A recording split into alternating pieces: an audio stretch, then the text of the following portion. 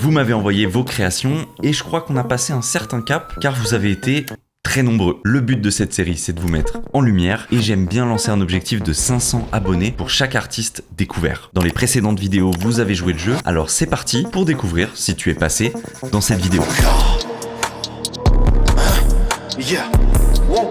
On commence par la première personne, Valentin G, un étudiant en motion design 3D et graphisme. Le premier projet qui m'a marqué chez lui, c'est son concept de messenger bag, c'est comme ça qu'il l'appelle. Je suis vraiment fan de mixer des choses industrielles avec des choses organiques. Je trouve que ça rend toujours bien. Et en ce moment, je suis très fan de cette texture de bâche. Je sais pas si vous connaissez la marque Freitag, c'est une marque d'upcycling qui utilise des bâches de camion pour justement recréer des vêtements avec. Donc je trouve le concept super stylé et ça me rappelle un peu ce délire. C'est fait dans Blender et je trouve que le rendu est super joli. En parlant de Blender, il a aussi créé un projet où justement il imaginait un Blender version 90s dans une pub qu'on pourrait retrouver dans un journal par exemple. Et il le précise, tout a été modélisé de sa part et ensuite toute la composition également. C'est évidemment un projet fictif mais que je trouve super marrant. On peut aussi retrouver cet alpiniste qui est probablement son projet préféré parce qu'il le met pas mal en avant. Ce qui est cool avec ce genre de projet, c'est que tu passes par plusieurs logiciels. Il est probablement passé par Marvelous Designer pour faire les vêtements. Pour ceux qui connaissent pas Marvelous, c'est un logiciel qui permet de penser des vêtements comme des patrons. Tu peux vraiment faire comme si tu faisais de la couture, c'est super stylé et je vous conseille d'essayer si jamais vous vous ennuyez, on sait jamais. Puis évidemment, on ne pouvait pas y échapper, c'est la trend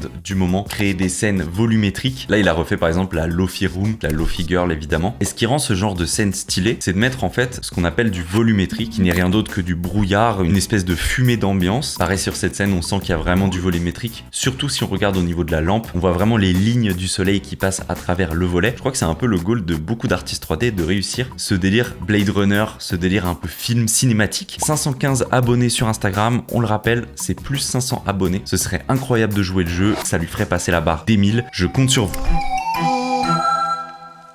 Puis on enchaîne pour la deuxième personne qui s'appelle Alpha Borea. Il est graphiste / illustrateur. J'ai toujours beaucoup de mal à définir le style d'illustration de quelqu'un et j'ai toujours du mal à argumenter. En fait, ça a été vraiment au feeling. C'est-à-dire que j'ai regardé ses illustrations et j'ai immédiatement ressenti un espèce de savoir-faire qui est phénoménal. J'ai surtout été impressionné par le chara design de chacun de ses personnages qu'il va créer, le peu de couleurs qu'il utilise et l'efficacité que ça apporte et surtout l'énorme travail de composition. La ligne des tiers est respectée, les espaces négatifs sont bien utilisés.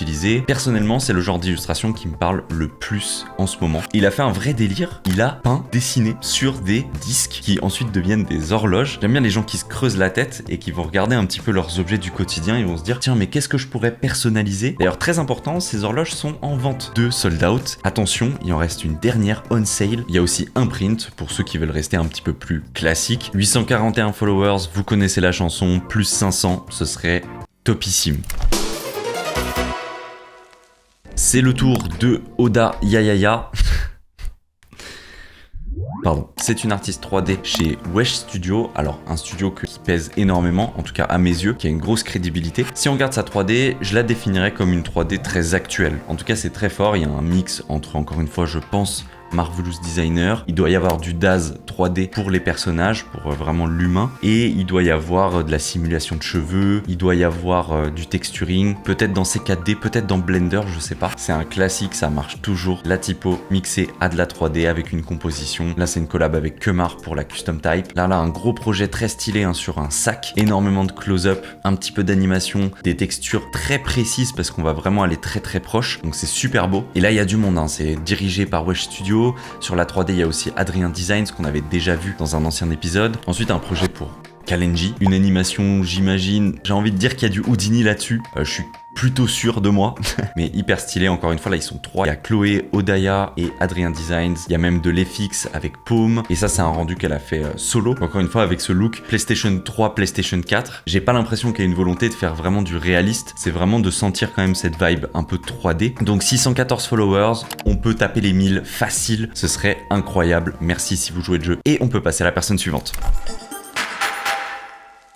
On enchaîne avec Antoine Pelletier qui m'a envoyé son site internet. Il y a ses projets évidemment en tant que graphiste que je trouve premier degré hyper complet et super qualitatif et il a un savoir-faire qui est indéniable. Maintenant je me permets de désaxer et de faire un peu ce que je veux, c'est ma vidéo et on va se rendre sur sa chaîne YouTube et pour moi c'est là-bas que je vais vous rediriger. C'est très important pour moi. Si vous aimez ma chaîne YouTube, la probabilité est énorme que vous aimez la sienne. Les efforts mis dans les miniatures, les efforts mis dans son écriture, son storytelling, l'effort de traiter un sujet qui est niche mais de le rendre grand public et accessible, ça vaut le détour. Je dis sincèrement, sa chaîne YouTube mérite bien plus. Je sais pas ce que fait l'algorithme YouTube là, mais il y a un espèce de blocage. L'algo, il veut pas le push sur une vidéo. Ça peut passer par l'histoire d'une marque ou d'un logo, ça peut être de la création graphique pure, ou ça peut être vraiment traiter des sujets de fond, comme par exemple le remède pour sortir de la solitude en freelance. C'est quoi être designer senior? Il parle de design écologique, qui est un vrai sujet. Et attention, abonnez-vous uniquement si vous kiffez. Ne lui donnez pas des abonnés inactifs. C'est le pire qui puisse arriver. Il est à 1500 abonnés. 2000 abonnés, je pense qu'il serait,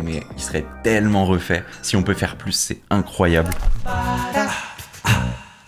On continue avec ODSK, qui est un tatoueur. C'est la première fois qu'on parle de tatouage sur ma chaîne et je suis trop content de pouvoir le faire. En plus d'être tatoueur, il est illustrateur, donc il va vraiment designer vos tatouages. En tout cas, c'est comme ça que je le comprends. Et il est basé à Nantes. Et sachez que je n'ai aucun terme technique en tatouage. Je suis la plus grande des quiches parce que j'en ai zéro, j'en ai aucun, mais toujours très intéressé. Je regarde par-ci par-là. Est-ce qu'un jour je vais pas me faire tatouer? J'en sais rien. Je pense que je vais toujours être dans cette phase où je vais me dire je le fais, mais je vais jamais le faire. Mais je trouve ça toujours super intéressant à regarder. Et si je me faisais tatouer, sachez que ce serait exactement ce style de tatouage. C'est vraiment ce genre de truc que j'adore. Un peu cartoon, très fin, quand même relativement discret, pas faire quelque chose de trop gros, ce serait des petits trucs. Mais ce que je vois, c'est qu'il est en guest sur pas mal de villes différentes. Il a été guest à Lyon, il a été guest à Paris, il est à Nantes. Là, du 7 au 9 novembre, il va être à Paris. Si je peux lui ramener ne serait-ce que une ou deux commandes, ce serait trop bien. On est sur un tatoueur un peu plus suivi que les profils précédents. 3500 followers. N'empêche que on peut le faire monter à 4000 tranquillou. Je suis très content d'avoir pu parler de tatouage un peu sur la chaîne.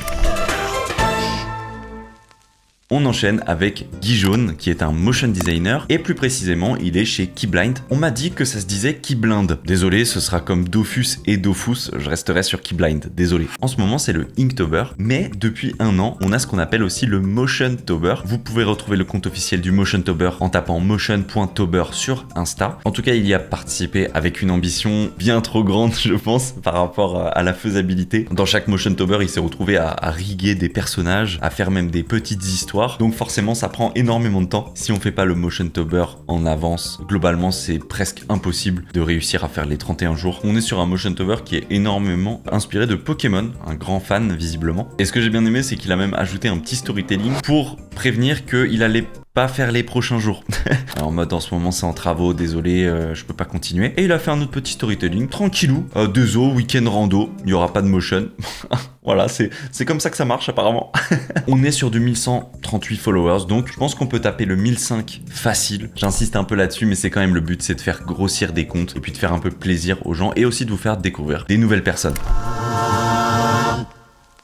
Et on enchaîne avec Audley Arm, qui est une illustratrice basée à Lille. C'était pas prévu de faire cette vidéo pendant le Inktober ou le Motiontober, mais c'est vrai que du coup, avec cet événement, j'avoue que ça facilite les nouvelles créations, notamment Audley Arm qui participe donc au Pitchtober. Chacun crée un peu sa propre liste, c'est un peu le délire. Pitchtober, je crois que c'est un truc assez connu. Et Audley Arm, c'est une très belle découverte. La palette de couleurs, j'adore. Le style, j'adore. Et la cohérence du feed, j'adore. Voilà, concrètement, il y a beaucoup de points positifs pour le moment. Et ce que j'aime bien, c'est qu'il y a une petite touche de motion sur chaque post. C'est un peu ce que disait Manon Louard. Elle appelle ça, elle, des illustrations augmentées. Et je trouve que c'est exactement le bon terme. C'est très cool de se dire que tu peux donner vie à ton illustration par quelques petits mouvements. Les 36 Days of Type ou les Inktober sont des challenges qui font énormément progresser et énormément découvrir des gens. Donc je sais pas comment elle va rebondir là-dessus et je reste abonné parce que je suis intéressé de savoir la suite. Et si on regarde un peu avant le Inktober, il y avait déjà son style, il était quelque peu différent, mais c'était déjà super agréable à regarder. 637 followers, vous connaissez la chanson, si on peut la faire passer les 1000 abonnés, ce serait, je pense, faisable, honnêtement. Vraiment, c'est le genre de profil où je suis très curieux de voir la suite. Grosse pression, attention. On continue avec Kylian Maguet, qui est un graphic type et editorial designer. Et je sais pas vous, mais j'arrive pas à mettre un nom sur ce type de graphisme. Et je sais pas comment l'expliquer, c'est ça qui est frustrant. Pourquoi j'aime ça ? Pourquoi j'aime ça? C'est un truc très actuel, mais en même temps relativement niche. Ce délire de typographie pixel, en ce moment on le voit pas mal aussi, j'adore. Pourquoi j'aime ça? Je n'arrive pas à l'exprimer avec des mots.